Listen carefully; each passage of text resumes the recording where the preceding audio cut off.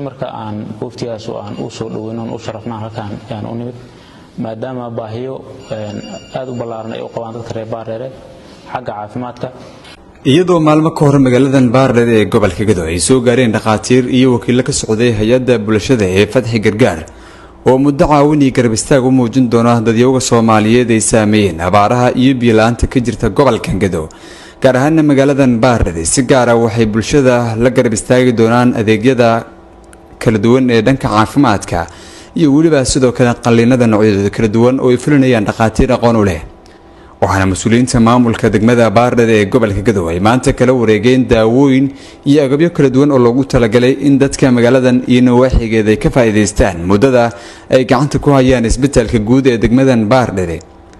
wakiillo matalaya hay'adda Fadxi Gargaar iyo sidoo kale dhaqaatiirta hawshan fulinaysa ayaa ugu horeyn mas'uuliyiinta maamulka iyo bulshada uga warbixiyay hawshan iyo muhiimadeeda. Assalaamu alaykum warahmatullahi wabarakatuh.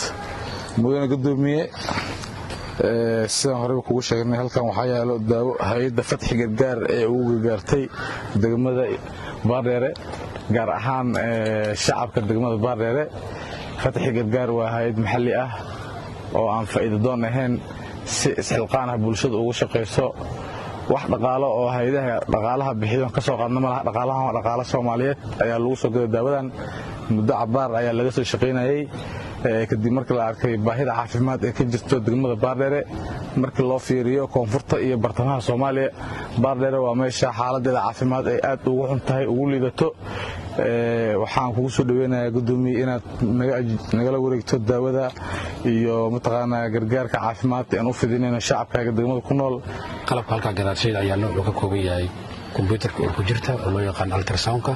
kombiyuutarka wadnaha oo loo isticmaalayo wadnaha iyo raajada portable-ka ama fududeyd ee loo isticmaalayo in lagu sameeyo filimaantii dadka u baahan raajooyinka waxaasiyo iyo shaybaarka oo dhameystiran iyo qalab kale oo agab caafimaad fara badan oo kale oo dadka reer Baardheere anfici doona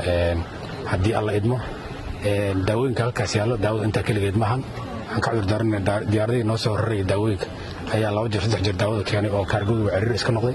daawooyin kale noo imaan doona haddii alla idmo maanta berri daawooyin kale noo imaan doono gudoomiyaha maamulka degmada Baardheere ee gobolka Gedo Faarax Maxamed Turbac iyo sidoo kale gudoomiyaha degmadan Baardheere Wali Yuusuf Cabdullaahi Qorrax ayaa ku amaanay cid walba hawshan gacan ka geysanaysa iyagoona sheegay inay soo dhaweynayaan cid walba halkan ka fulinaysa adeegyada caafimaadka ay u baahan yihiin bulshada Baardheere oo baahnaan waxa kale oo aan rabaa inaan cadeeyo Fadxi Gargaar waxay ku timid baaq hore annaga u jeedinay oo xilliyaan ka hadlayn xaaladda abaarta aan jeedinay ku timid oo codsiga maamulka degmada iyo odayaasha dhaqanka iyo waxgaradkii deegaanka iyo bahda caafimaadka dhammaan nala iskaashaneen hore u jeedino oo cid kasta deegaanka wax ku tari karta xagga caafimaadka baaq isaga ka soo jawaabeen si ma ogtahay daa furman u soo dhaweynaa oo la shaqeynayna wax shuruud ah oo ku xiran ma jirto yani caafimaadka waxyaabaha ma ogtahay la siyaasadeyn kara ka mid ah waxbarashada waan soo dhaweynaa hawshan dadka kalena oo ma ogtahay la midka ah ama dadka caafimaad ka shaqeyn waxa la rabaa inay ku daydaan dadka ma ogtahay wanaagsan oo ma ogtahay hawlahan oo kale ay ku daydaan aad iyo aad baa u mahadsantihiin assalaamu calaykum waraxmatullahi Umar Idris Ahmed warbaahinta qaranka magaalada Baardheere ee gobolka Gedo.